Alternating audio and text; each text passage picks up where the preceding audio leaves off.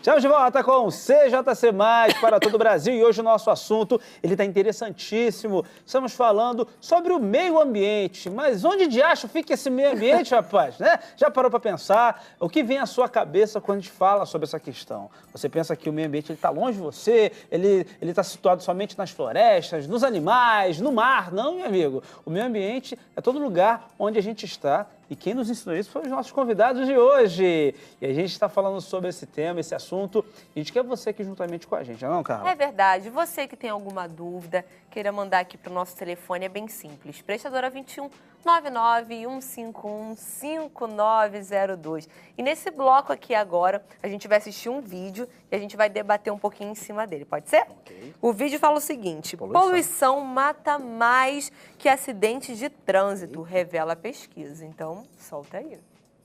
Em 2011, a poluição do ar contribuiu para 17.443 mortes no estado de São Paulo, aponta o levantamento inédito feito pelo Instituto Saúde e Sustentabilidade.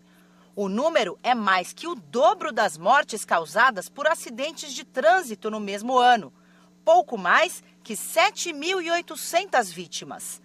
O estudo ainda considerou o período entre 2006 e 2011.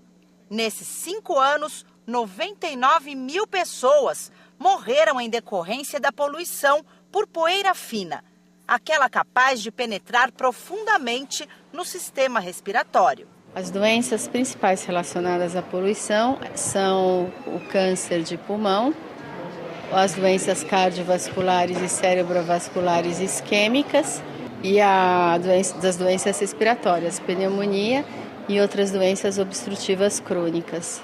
A pesquisa feita pela médica Evangelina Vormitag concluiu que a poluição está presente em todo o estado e que, ao contrário do que a maioria pensa, a capital não é a cidade mais poluída de São Paulo.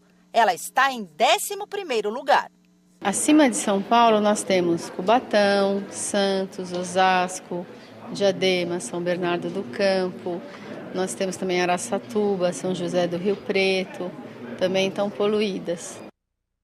Mas esse é um dado que eu não estava muito por dentro, não. A poluição ela mata mais do que acidente de trânsito. É bem sério. Bom, é pra galera que está nos assistindo, e o pessoal pensa assim, meu Deus, não vou mais sair de casa, não sei que isso vai adiantar. Vou virar numa bolha, né? Vou viver numa bolha. O que a gente faz? Porque a gente sabe que tem problemas que eles não vão se resolver agora, talvez são coisas a longo prazo. Sonhamos com Mas isso. o que a gente faz para fugir disso? Não tem como, gente. A gente pode fazer, sei lá, algum tipo de coisa. Não sair de máscara, a gente tem que cuidar mais da saúde.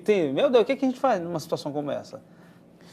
E tem uma questão direta e indireta. Deixa eu fazer uma pergunta. Você acha que, por Sérgio, que a tragédia de Mariana, tanto os deslizamentos de Petrópolis também, Teresópolis, né, que foi aquela tragédia toda, o homem tem culpa?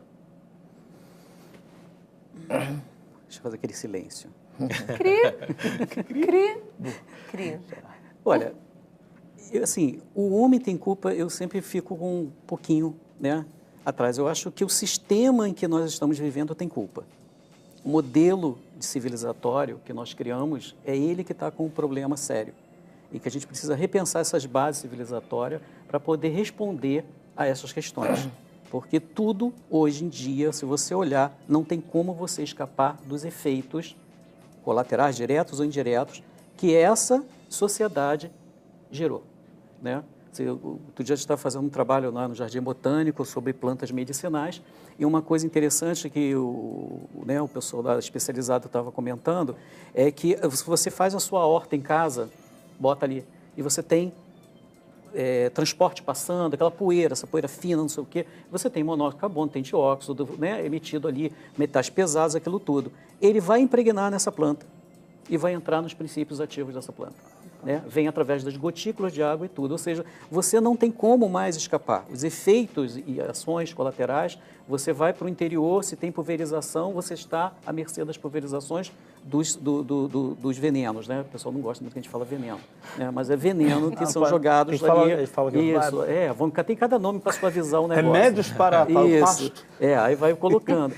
E aí vocês imaginam tudo isso. Então, toda saída, você imagina uma extensão para a produção de soja. Eu desmato tudo e faço aquela monocultura incrível, que é lindo você olhar distante, aquela coisa, né, unificada. Mas o que acontece? Para manter aquilo, eu tenho que...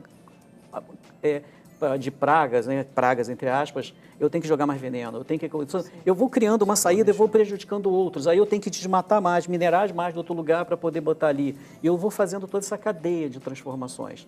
Então, o que tem o problema que dá para a gente convencer, que eu vejo, o problema não está no humano em si, mas está no modelo filosófico, tá, que nós nos encontramos enquanto sociedade. Então, essa sociedade ela precisa ser repensada, suas bases precisam ser repensadas. O capitalismo precisa ser repensado. O problema não é o capital, o problema é o capitalismo. Qual é o princípio capitalista? É acumular, acumular, acumular, acumular, acumular, acumular, acumular. Né? O princípio de acumular matéria, materialismo profundo. Então, a gente precisa rever essas bases. Senão, a gente não vai sair nunca disso. A gente vai ficar numa discussão eterna do que como sair. De tira o canudo, não tira o canudo. Diminui as emissões passo para o carro elétrico. Sim. E passo, entendeu? A gente vai conseguir realmente ter saída dessa forma? Então, são as bases que a gente precisa. A gente precisa parar um pouquinho e discutir as bases da nossa civilização. Tem um termo que muita gente ouve, só que muita gente não sabe o que significa. Eu queria que vocês, na medida do possível, ensinassem aqui pra gente. Que a pessoa fala, temos que ter cuidado com o efeito estufa. O efeito estufa. O efeito estufa é aquele que a gente estufa, porque se for assim, todo mundo tem efeito estufa, né? Essa foi boa, né? Nossa, o que seria o efeito estufa, gente? Nossa. Posso? Bem, antes, deixa eu só complementar que você fez uma pergunta sobre a questão das doenças. E aí, mata mais as doenças respiratórias matam mais do que os acidentes de trânsito? O que nós vamos fazer para isso? Nós vamos sair de casa ou não vamos? Na verdade, a gente tem que encarar o problema de frente, né? A gente tem dois tipos básicos de doenças quando a gente fala de doenças no modo geral. A gente tem as infecto-contagiosas, que são aquelas causadas por micro-organismos, né? Essas dominaram a humanidade durante um bom tempo, tá? E depois de um período onde o homem começou a se apropriar dos recursos tecnológicos, aí meu amigo aqui vai me ajudar na questão da Revolução Industrial, na sua primeira fase, na segunda fase, onde as máquinas começaram a desenhar esse mundo que hoje nós temos, e aí algumas doenças começaram a aparecer, digamos a aparecer não, a ter um contato maior, que a gente vamos pontuar e classificá-las como as doenças crônicas degenerativas, né? E aí a gente enquadra todas as doenças respiratórias causadas pela poluição. Então, a gente já tem enquadrado como essas doenças no Código Internacional de Doenças, que é a famosa CID, né? A obesidade já é dado como uma doença. O efeito estufa, né? Da crônica degenerativa, que não tem a ver com o efeito estufa, vai deixar daqui a pouco, tá? Mas então, o que fazer? É enfrentar o problema de frente. A gente não tem como não evitar a exposição. Então, a gente tem que investir em melhorias, e aí eu volto a falar de novo em educação, seja ela no nível de base, seja ela nos grandes centros de pesquisas, sejam elas em técnicas ambientalmente mais corretas, né? Incentivar pesquisadores que estão preocupados com isso, para que a gente tente melhorar essa situação, tá? Quanto à questão do efeito estufa, tá? O efeito estufa, na verdade, é um fenômeno natural da Terra, né? É graças ao efeito estufa que hoje existe vida na Terra. O efeito estufa, ele tem por característica concentrar calor na Terra. Ou seja, a radiação ultravioleta que entra na Terra, do Sol, bate na superfície e parte dela é utilizada nos processos metabólicos, usados por você nos seus processos metabólicos, nas plantas para fazer fotossíntese, nos animais, aquecendo as águas e etc. E parte é voltada de novo, liberada de novo para o espaço, tá? Então a gente tem uma camada, que a gente chama de camada de ozônio, né? Que ela vai filtrar, ou seja, funciona como se fosse um protetor solar, tá? Então ela filtra, deixa entrar uma certa quantidade e aí esse excesso é revertido, é eliminado, ok? Bem, quando a gente tem uma eliminação excessiva dos processos antrópicos de carbono, seja ele de queima incompleta, que é o monóxido de carbono, ou numa queima completa, que é o gás carbônico, ele, como é mais volátil, ele sobe a superfície, ele sobe a troposfera, que é uma camada, e aí forma um isolamento. Esse isolamento não deixa que essa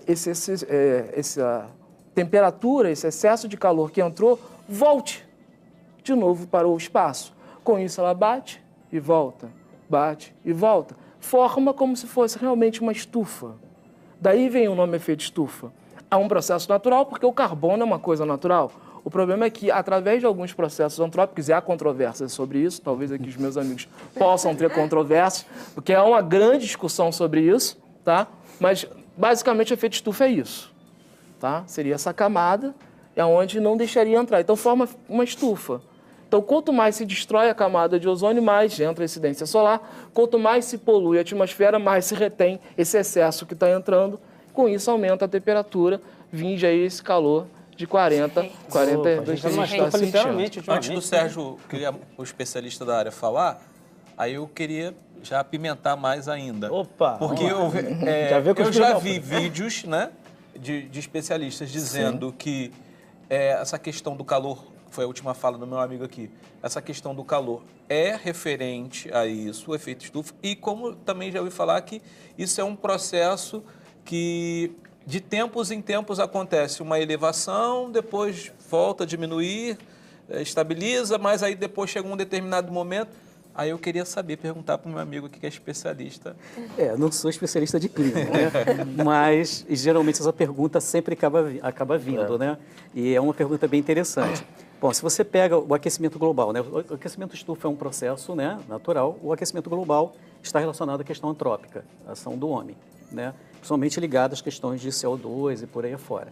Ou seja, dessa forma dele estar poluindo. A questão é que quando você pega o grupo de pesquisadores que diz que tem aquecimento global, você diz assim, você escuta os dados dele, você lê os dados, você diz assim, show, tem aquecimento global.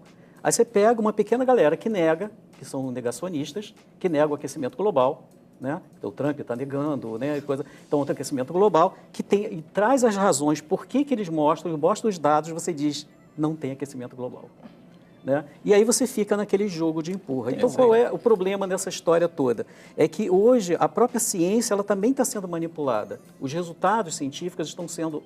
Então, fica difícil quando você não é especialista da área você responder categoricamente se tem ou não tem aquecimento global. O que eu posso dizer é o seguinte, na relação de microescala, nos lugares onde a gente desenvolve os trabalhos, acontece o aquecimento global, ou o aquecimento local, está relacionado principalmente à questão de uso da natureza, o desmatamento. Quando você faz um shopping numa região, você aumenta 5 graus no entorno. Né? Quando você coloca, né, uma estrada que você passa, você modifica o microclima daquela região. Então, os microclimas estão sendo modificados pela essa ação antrópica no sentido de cidade, naquilo que chamamos de qualidade de vida.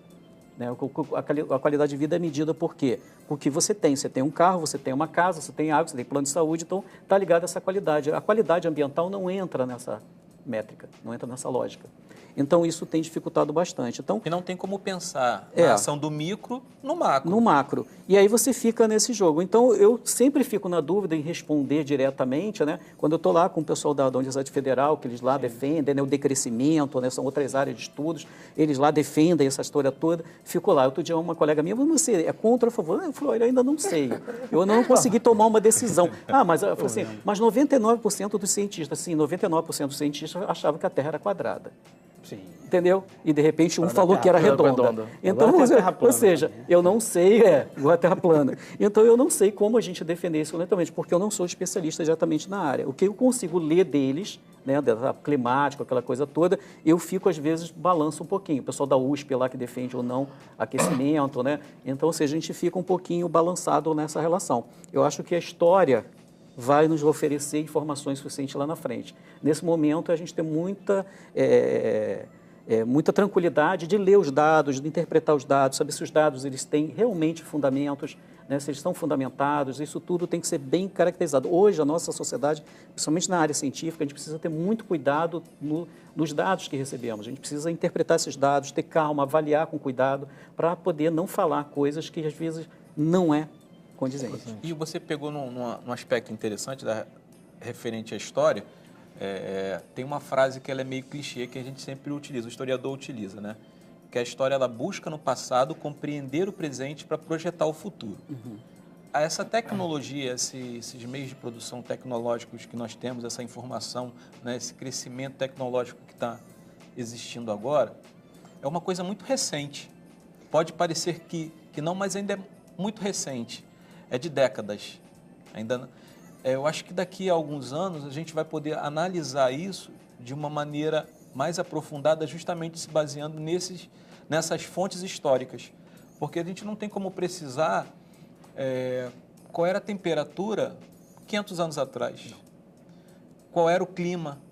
Você não tem como precisar. Mesmo, não tinha tanto desmatamento, não tinha tantas cidades, mas você não tem como precisar, como dizer agora.